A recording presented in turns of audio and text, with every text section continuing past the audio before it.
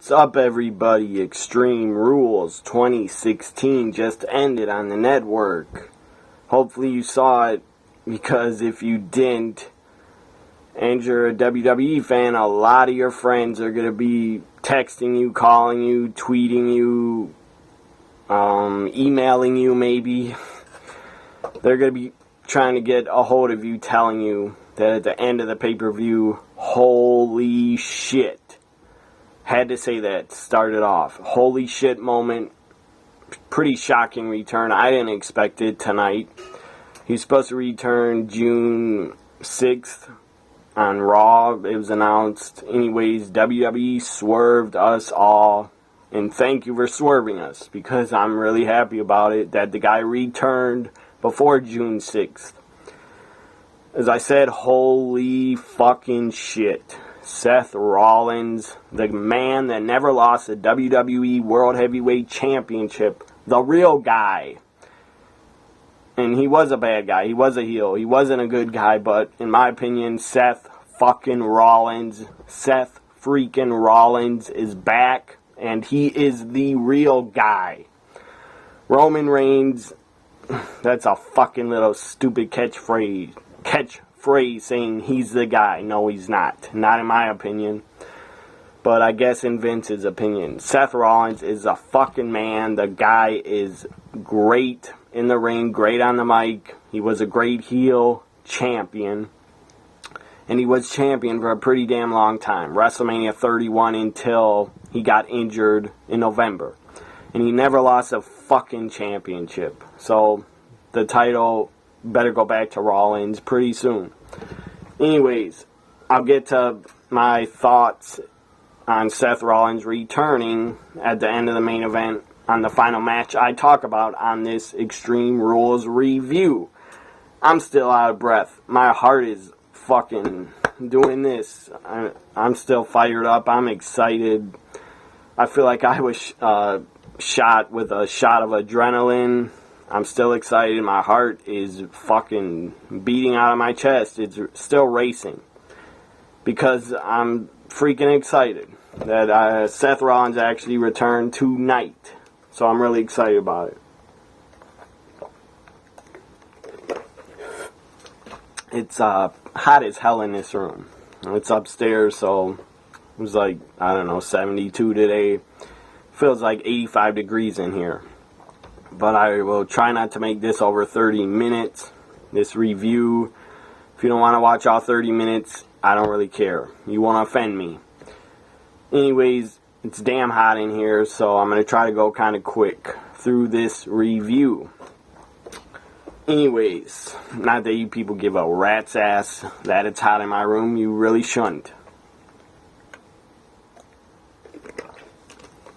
So, damn, that tastes good when it's hot. Anyways, Extreme Rules review. Here we go. First, I'm going to go to Twitter, get this bright ass light off my face, and check my poll results that I put up on my Twitter at TNAWWE guy. I put up a poll asking everybody to rate Extreme Rules by the numbers. Rate it. Let's see the poll results. 43 votes have been cast. 7% said the pay-per-view was a 2. 14% gave it a 4. 23% gave it a 7. And 56% gave it a 10. Was the entire pay-per-view a 10? No. I'll give my rating for Extreme Rules 2016. My rating would be... Seth Rollins appearing, that was a fucking 10. And the Fatal 4-Way also was a 10. Pretty damn good Fatal 4-Way for the Intercontinental title. Those matches and Seth Rollins returning, those were 10s. Final number for Extreme Rules 2016, I would give it... I'd give it a 7.5. I think I gave Payback a 7.5, but whatever. So 43 votes were cast. 56% of the people that voted. If you voted on my poll, thank you for voting. I appreciate it. 56% think Extreme Rules 2016 was a 10 rating. Now on to Extreme Rules, a kickoff show. Of course, we had the panel, Renee Young, looking sexy as hell, as always. Jerry Lawler, that fucking hack. I wish he'd retire, because he sucks. And I understand why Vince took him off pay-per-views and replaced him with Saxton, because Saxton is younger and better than the fucking old King Lawler. The Burger King, as they used to call him 20 years ago. He's a fucking old-ass Burger King now, and he needs to go. Kickoff show, and Corey Graves and Booker T were also on the kickoff panel. And I'll talk. Becky Lynch and Paige appeared on the kickoff panel. That was great to see them two talking and getting some TV time, at least. Anyways, kickoff match before the pay-per-view, Baron Corbin against Dolph Ziggler, no disqualification. This match, they didn't use one weapon. It was pretty pointless to have the no DQ stipulation, in my opinion, but it worked for Corbin because he used a low blow, and then after that he hit the end of days, 1, 2, 3, Baron Corbin wins. He should have won. That is common sense booking. Baron Corbin, you want to push the guy. He's a new talent on your main roster. You got to push the guy and make him look strong the next couple months. You just have to. You can't bury the fucking guy like you've buried Tyler Breeze. And you're also burying and kind of misusing Apollo Crews, because he's been appearing on Superstars a lot for some reason. Anyways, I didn't expect Dolph to win. I picked Baron Corbin in my predictions video. Happy I was right. And happy that WWE finally woke up and didn't have Baron Corbin lose on another pay-per-view for the second pay-per-view in a row, because he lost that Payback, and that was stupid as fuck to do that, to have Corbin lose. Where's Ziggler headed?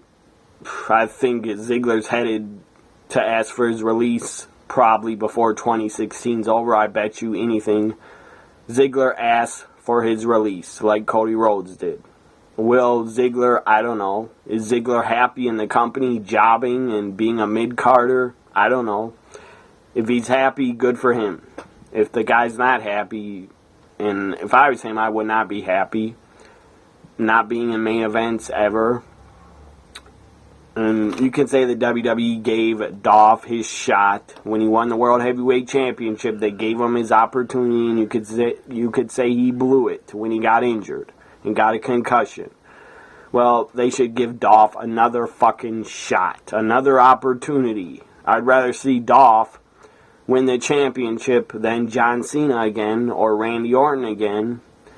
But that's just my opinion. I'm a fan of Dolph, but if I was him, I'd be fed up and I'd ask for my release. But maybe he's happy and he's probably making great money. So up next, first match to kick off Extreme Rules was the Texas, they didn't call it Texas, but it was called a Tornado Tag Match. Carl Anderson, Luke Gallows against the fucking Boo Souls, not the Usos. From now on, they are the Boo Souls, because every time they come out, they get booed, and really nobody's a fan of them unless you're under 12 years old.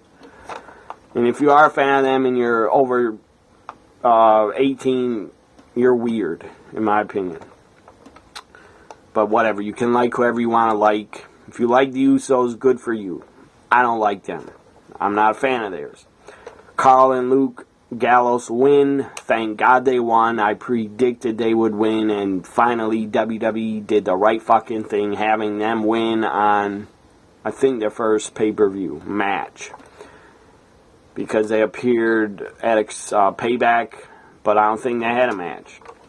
Anyways, good that Gallows and Anderson finally get a fucking victory, because they're a badass tag team. Up next, we had the U.S. title on the line. Rusev challenging Kalisto for the U.S. title. This was an okay match. It wasn't that bad, but it wasn't great either. Rusev wins. Round of applause for that, because I wanted Rusev to win, and I think he should win. So Rusev wins. Very happy about that. A lot of people that I talk to on Twitter, a lot of friends, and some people that are not friends, have tweeted me that Cena is going to just return, I believe, next Monday.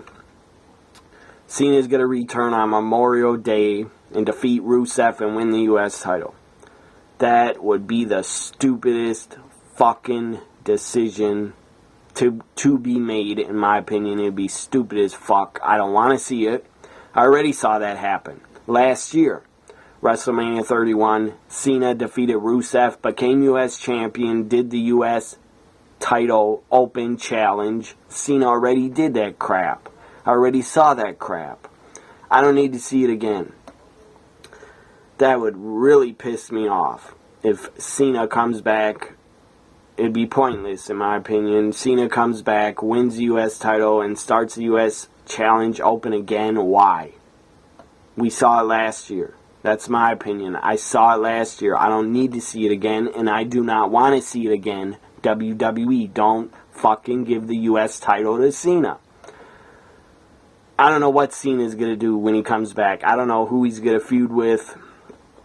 There's rumors it's going to be Cena versus Roman Reigns as the main event of SummerSlam. What do I think about that? Double thumbs down. I think that would suck.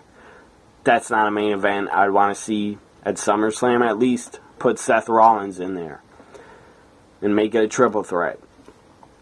Anyways, Rusev winning the U.S. title is great for him. Great for his heel push. I hope they continue pushing him as a monster heel.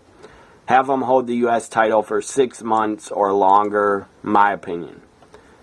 Don't give it to Cena because he doesn't need it, and I already saw Cena as U.S. champ. I already saw the U.S.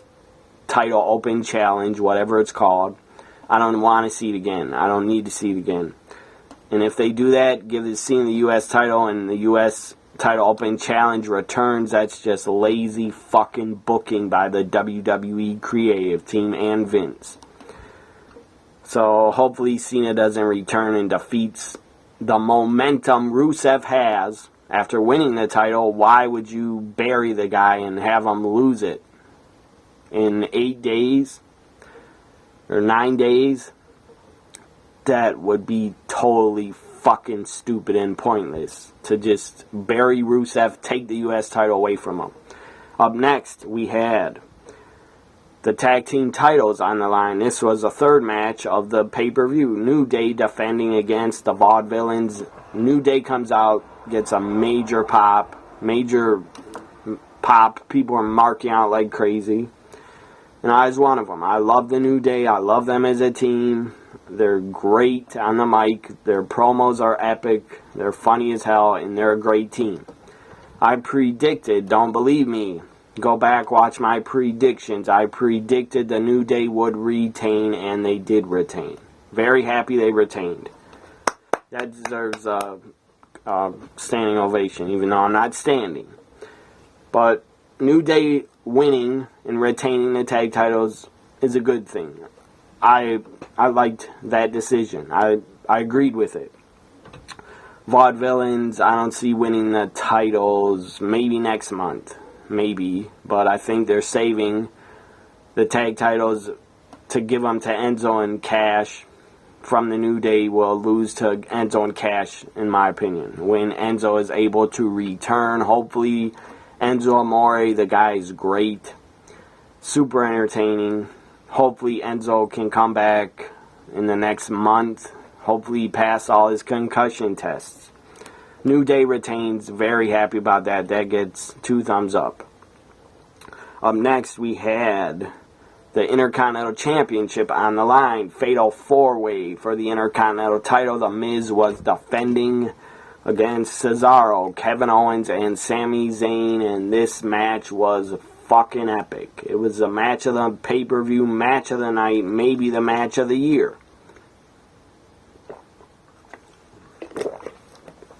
It was damn good. damn good. I didn't think it'd be this good. I knew it'd be pretty damn good, but not as good as it was. It was damn good. It was super entertaining, a lot of near falls, a lot of kickouts. When you thought somebody was going to lose, they kicked out. You had Sami Zayn start the match off with a Hova kick, whatever it's called, something like that, where he runs in the corner, does a kick to the face. He did that to Cesaro at the end. He did it to a lot of guys. And then you had, I thought, of course, Sami Zayn did a great spot where Cesaro picked him up like this, and then he flipped backwards on Cesaro's back, did a sunset flip power bomb. That was fucking awesome. Cesaro kicks out, of course. I kind of thought Cesaro might win the title, but I wasn't really so sure. I mean, I hope Cesaro should become Intercontinental Champion, because that guy is damn good. And he deserves an Intercontinental title run. Sami Zayn, he is fucking damn good. He deserves an Intercontinental title reign also, in my opinion. Kevin Owens, I predicted Kevin Owens would win the Intercontinental Championship. He didn't win it, sadly. But I'm okay with that, because I just thought they might give the title to Kevin Owens, because the guy's a great heel, and he has a lot of momentum, is a great fucking heel, and he gets pretty good pops every single week on TV. But no, The Miz retains. Great Fatal 4-Way, very entertaining, very good. I'm going to freaking watch it back tonight before I go to sleep. I'm going to watch that match back. It was damn good, but the finish, Miz winning. Sami Zayn hit his finisher, the kick in the corner. I can't freaking remember the name of it, but he hit his kick on Cesaro. Cesaro was out cold. Sami Zayn pins him. 1, 2, Kevin Owens right on the outside pulls out Sami Zayn. And then Sami Zayn is pissed. And then he grabs Kevin Owens, throws him up against the guardrail, grabs him again, throws him up against the other guardrail by the entrance. And during the match, you had The Miz outside hit a skull-crushing finale on Kevin Owens. That was pretty good. But the winner, The Miz, was a big fail. The match was great, but the winner, The Miz, was an epic fail. But the match was great, as I said. I wanted Cesaro to win. I picked Kevin Owens, but my heart wanted Cesaro or Sami Zayn to win. But hopefully they'll win the title in 2016 sometime. And WWE won't be stupid and not give them the title. Up next, we had, after The Miz retained, what the hell was next? I believe it was the Ambrose Asylum was next. And then the Women's Championship. Ambrose Asylum. This match, I was shooting on Twitter and I was burying this Ambrose Asylum match. I was fucking burying it. I didn't enjoy the beginning, or basically the entire match I did not enjoy. It was pretty damn boring to me. The only thing that was damn good that saved the match was a finish where Jericho got slammed on the thumbtacks. I believe Jericho's 45, 46 years old. And the guy took that thumbtack spot, so standing ovation for Jericho. Sitting ovation for Jericho. That is a brutal, vicious spot to take. I mean, I'm sure people watching this, I'm sure you never jumped up in the air and fell back first on thumbtacks. If you have, you're nuts. And if you did it for like no money and you're a backyard wrestler, you're fucking stupid. And if you did the spot, if you're a wrestler and you ever did that spot and you got paid well, I'm glad you got paid well. Of course, Jericho was paid well, of course, because he's in the WWE. So Jericho, much respect. I got nothing but respect for Jericho taking that thumbtack spot. It had to hurt like a motherfucker. So much respect to Jericho for taking that thumbtack spot. I'm sure Dean would have took it, but Dean had to win. So that's why Jericho took this spot. And I picked Dean Ambrose in my predictions. Ambrose wins. Very happy about that, because Ambrose needed a win on pay-per-view. The guy was destroyed by Brock at WrestleMania. And I believe Ambrose lost at Payback, I think. Anyways, Ambrose needed a big win like this in a steel cage.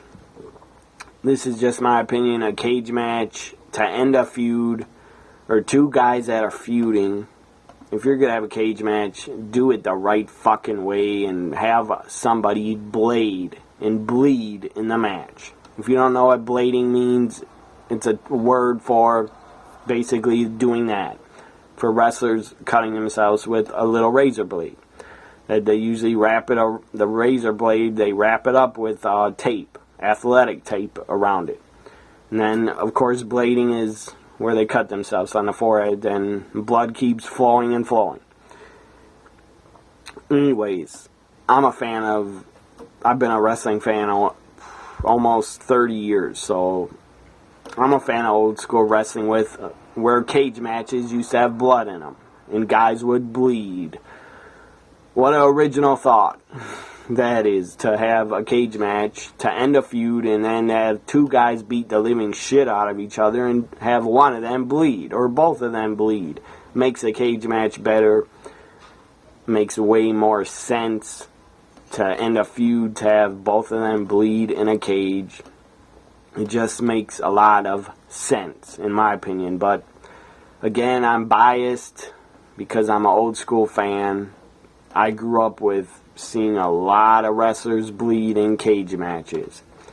During the Attitude Era and in ECW, a lot of guys bled, but not in cage matches, but whatever. Even WCW in 98, even WCW had some guys bleed. But in this PG era, we didn't get blood tonight. I'm okay with that. But I still think, and I will till the day I die, I still think blood is needed. And if used properly, blood is needed in steel cage matches. I will always feel that. But whatever, I'm okay. Nobody bled tonight because we got thumbtacks. And we got the pretty awesome thumbtack spot that Jericho took. That was good. That they finished the Ambrose Asylum match. The finish was pretty damn awesome. I enjoyed it. Maybe some people out there didn't enjoy it. I did. Because something extreme had to fucking happen. I mean, putting one of them in a straitjacket, beating them with a Singapore cane, that wasn't going to do it for me. Thumbtacks did it for me. I was satisfied with that. So at least somebody fell on thumbtacks in the Ambrose Asylum. I'm very happy WWE let them do that. And of course, they were on pay-per-view and their own network. There's no rating. I mean, I guess pay-per-views are PG, but still, it's your own network. People pay. So basically, you could have anybody bleed if you wanted to. But PG era, there's no blood policy. But whatever. They probably did the thumbtack spot because they knew the match had to have something extreme in it to satisfy the fans, because the fans were dead quiet.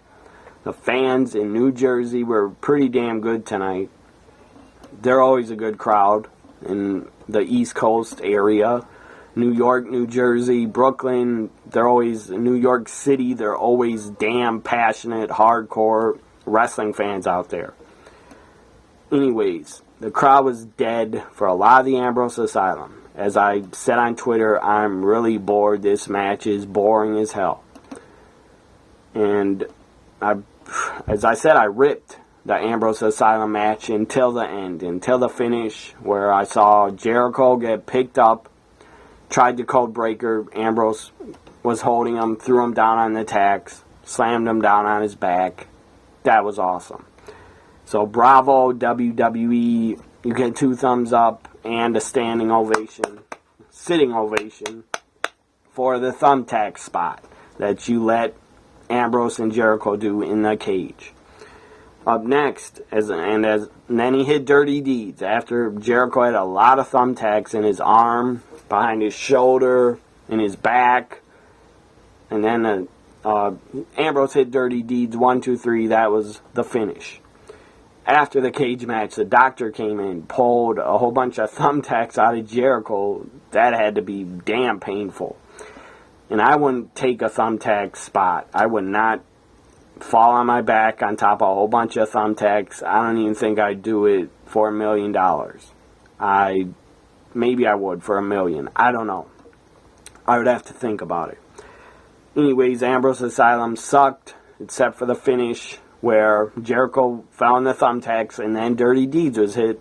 So I was happy with the Ambrose Asylum. At least I was happy with the finish of it. Up next, women's title on the line. Charlotte defending. It's got to move here. Freaking leg is sore.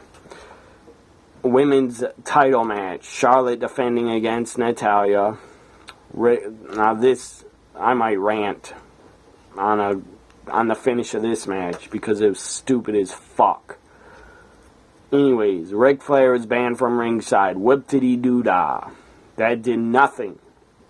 That didn't help Natalya because fucking Dana Brooke decided to fucking interfere, which is stupid. Now they're going to start having Dana Brooke hang out with Charlotte because Emma sadly had back surgery on a ruptured disc in her back. So Emma's probably going to be out 3-4 months, maybe 6 months. I don't know. Hopefully not 6 months. And I really hope Emma isn't out for a full year. That would suck because I'm a big fan of hers. So Dana Brooke, they want now following Charlotte around every single week and month. Where they going to make Dana Brooke a little nature girl? Stupid. Dana Brooke comes out, of course, because Ric Flair can't interfere. So Dana Brooke, ahead of time, I'm sure Charlotte planned it to have Dana Brooke interfere and distract Natalya. Dana Brooke comes out with a Ric Flair robe on. It was probably one of Charlotte's robes. Anyways, then she turns around, takes the hood off, and it's Dana. I didn't know who it was at first. It didn't look like Dana Brooke to me. It looked like, I didn't know who the fuck it was, to be honest. I saw her and I was like, is that a new woman? I didn't put seeing her and, oh, that's Dana Brooke. I didn't figure that out right away. I don't know why. Anyways, Dana Brooke comes out at ringside, interferes, distracts Natalya. And then Charlotte, of course, hooks on. It was a good match. Pretty good submission match for the women's title. It was pretty good. It wasn't great, but it was pretty good. They had a great match at a WWE Roadblock. If you have the network, watch that match. Watch that match back. Also, they had a great match at NXT TakeOver in May 2014.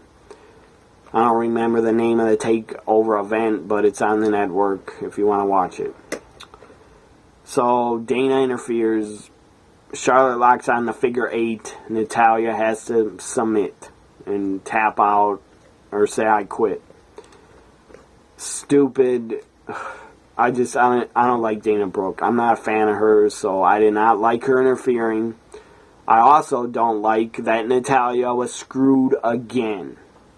And Natalya did not win the championship for her 10th title shot, what it feels like. She didn't win again. She could have won on a Raw from Los Angeles, but Ric Flair interfered. She could have won at Roadblock, but no. She could have won at Payback, but no. They did that stupid, god-awful Vince screwed Brett finish from Survivor Series 97. That was god-awful to do that dumb finish because the creative team is fucking lazy, or somebody's lazy that came up with that decision. I'm not a fan of Dana Brooke helping Charlotte. This was stupid as fuck. And when they screwed Natalya, why did not Stephanie or Shane come out? That's what I don't understand. Why didn't Stephanie or Shane McMahon come out? You know they're probably backstage. I guarantee you they're backstage, because tomorrow on Raw, Shane is going to be doing a Mick Foley podcast after Raw. So Shane has to be at Raw. I don't understand why Stephanie and Shane didn't come out. Just, that doesn't make any sense to me. But maybe they'll come out tomorrow on Raw and explain that Natalya gets a title shot tomorrow on Raw, and maybe everybody, hopefully every single buddy that's a part of the roster, hopefully they're banned from coming out and helping Charlotte retain. Charlotte is a great worker. I'm a fan of hers. Great worker, great wrestler, great champion. But people gotta stop interfering for her every fucking month. Ric Flair has to be off of TV and stop interfering and helping her. I love Ric Flair to death. The guy's in my top 5 greatest of all time. Big time Ric Flair fan. One of the greatest world champions of all time and greatest heels of all time also. Also, Ric Flair is probably one of the greatest at promos. Also, I said one of the greatest, not the greatest, but one of.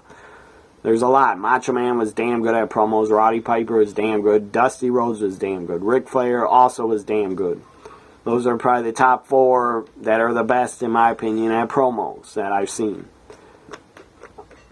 So, Ric Flair needs to just get away from Charlotte and leave her be. Dana Brooke needs to get away from Charlotte, and she needs to stop. I understand she's a heel, and she's a heel champion, and she has to cheat at pay-per-views to retain, but it's enough already.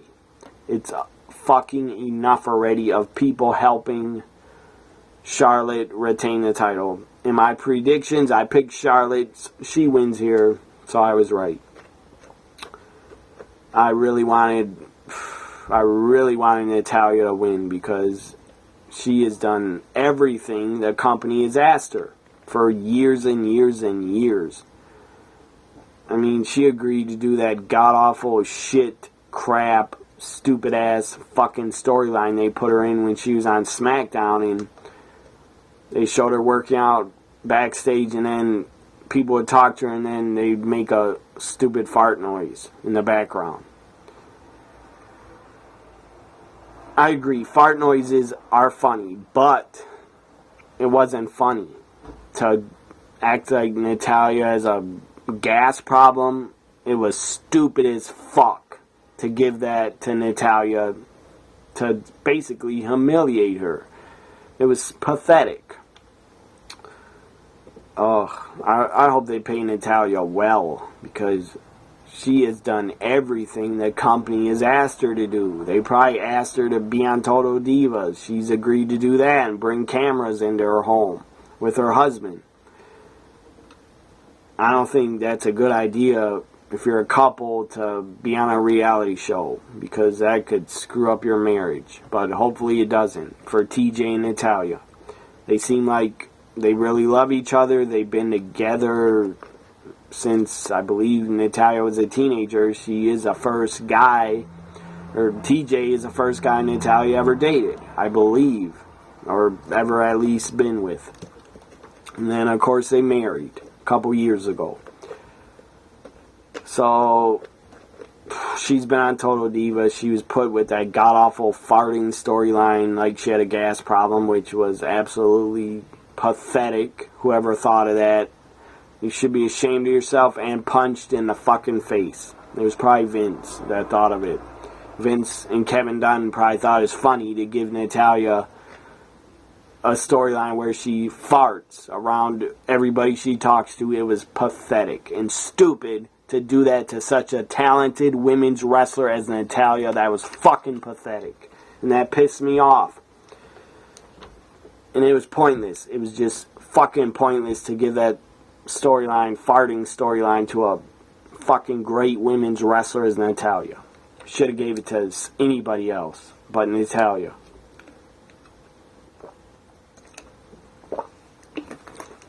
I'm done talking about the women's title submission match. Charlotte wins. I think Charlotte will hold on to the women's title probably till SummerSlam and probably lose it to Sasha Banks. Hopefully, where the fuck is Sasha? We want fucking Sasha. At least I do. I want her back on TV because I'm a big fan of hers. Hopefully, I would love if Bayley was called up to debut and wrestle on SummerSlam. Maybe we could have Bayley versus Sasha versus Charlotte. That'd be damn good. But maybe NXT may keep Bayley in NXT for the rest of the year, I'm thinking. On now to the main event, which was an Extreme Rules match for the WWE World Heavyweight Championship. Roman Reigns defended against AJ Styles. This match, I don't know if I guess it was better than the Payback match they had because it was Extreme Rules. We saw 2 announce tables get broken.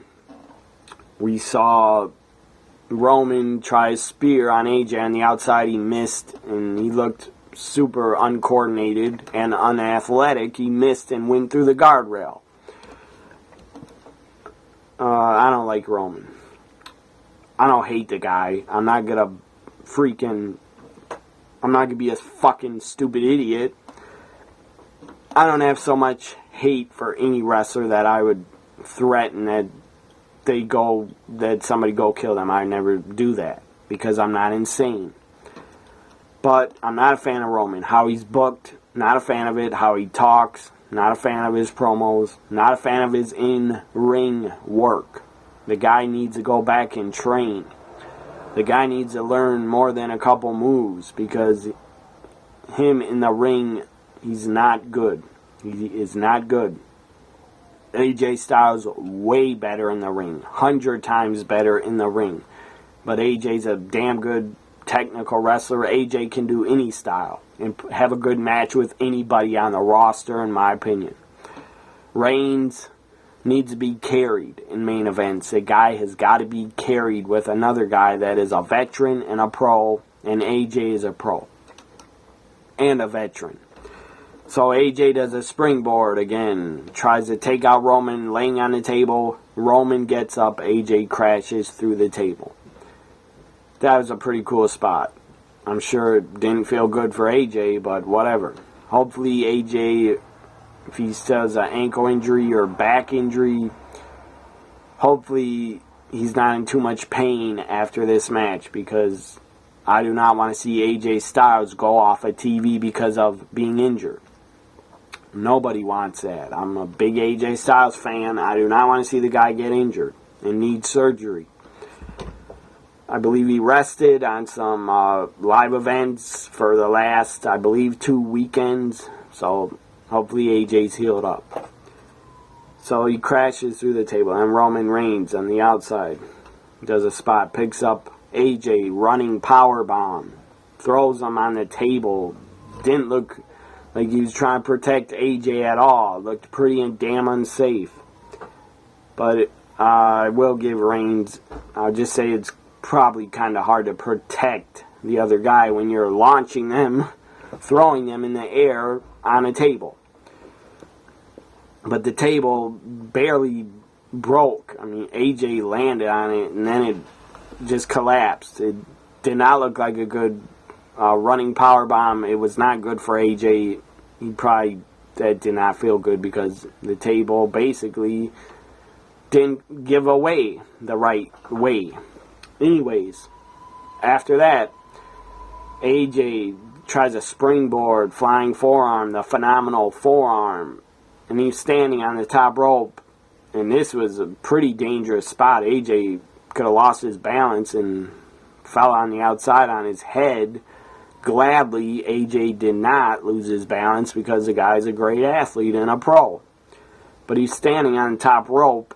At the same time, he had to hold on to it because he's standing on it, and stupid Roman Reigns runs and does this fucking stupid, overused, weak-ass Superman punch. I hate that finish. I always will.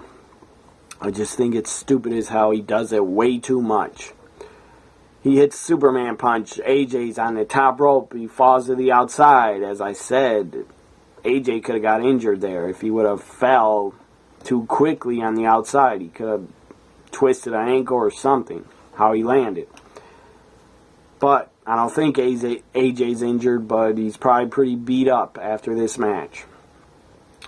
So then they get in the ring, and a couple spots, out comes Gallows and Anderson. They're calling them the Bloodline. I believe that's their new name for the team, the Bloodline. Then out comes the Usos, or the Boosos. The fucking Boosos come out. Because that's what they are now. They're the Boosos, to me. Anyways, so they all interfere. I knew that was going to happen. I knew that was coming. That we were going to have 4 guys interfering in this Extreme Rules Championship match. Back in the ring, AJ, Roman going at it. AJ hits a Styles Clash, 1, 2, and Stupid Reigns kicks out. I expected that. But then we get another Styles Clash, this time on a chair. And Roman had to fucking kick out because they're booking him like Super fucking Roman, and it's pathetic how he's booked. He's booked like John Cena. Super Cena is now Super Roman. My opinion. And they're going to probably, Vince is going to book Roman like Cena probably for a couple years, in my opinion, because he's a stupid old man. Anyways, after the Styles Clash on the chair, I know I'm going long, but I'll be finished soon. Styles Clash on the chair, Roman kicks out again because he's Super Roman, and that's how they want him to be in the ring. Booked like fucking Super Roman that doesn't lose, and that can't fucking lose. I would have loved to see AJ win the title, but sadly I knew it wasn't going to happen. And it's not going to happen the next couple months either. Anyways, so then AJ basically snaps. He pins Roman, and one of the Usos interferes, tries to pull off AJ after he hit the Styles Clash on the chair. Buso interfered for 1 or 2 seconds. Then AJ got distracted for 1 or 2 seconds. Tries to pin Roman. 1, 2, Reigns kicks out because of the Buso interfering. Like a fucking dumbass. So then AJ snaps, gets a chair, beats Roman with it. The crowd starts chanting, yes, yes, yes. And then AJ, I was pretty upset because AJ stopped hitting him with the chair when the crowd was chanting, yes, yes. He should have kept hitting him at least 10 times. But AJ stops. Busos come in. I keep saying Usos. I mean Busos. They run in. AJ takes them out with the chair, beats them at least 4 chair shots each. Or 2 chair shots each for them, or maybe 4 for them. They go out of the ring beat up.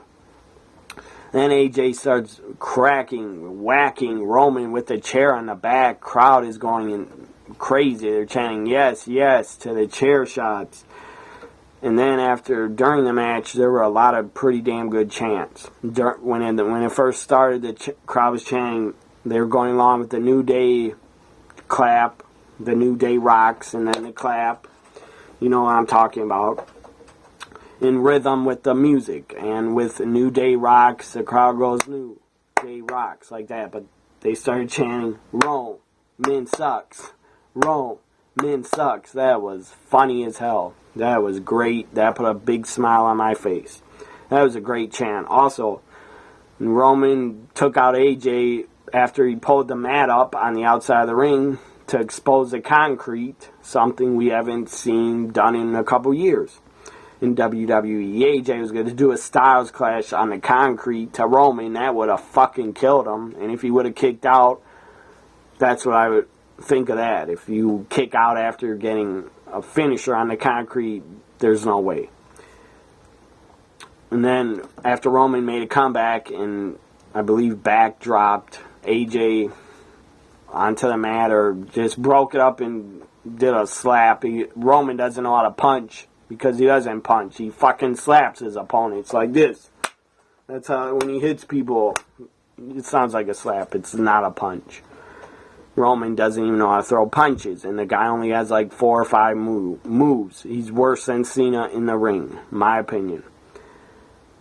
So then, when Roman made that comeback on the outside of the ring, the crowd didn't like it. They started chanting, you still suck, you still suck, you still suck, at Roman. That was damn funny. And the New Day clap along with Roman sucks. That was damn great.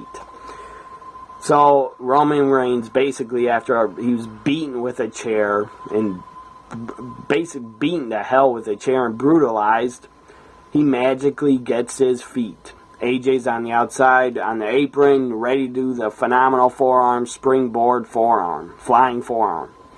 AJ does it. I knew this was coming. I fucking knew this spot was coming, where AJ does a springboard, gets speared in midair.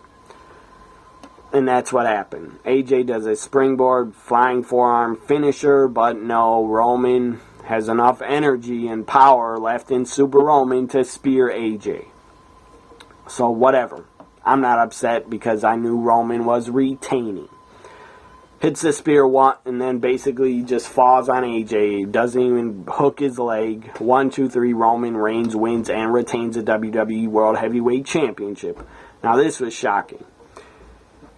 I didn't expect it. Out of nowhere comes Seth freaking Rollins. He comes back. He returns to the WWE.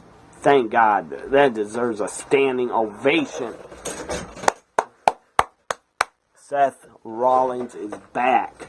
He's back in the WWE. He has returned. Breaking news.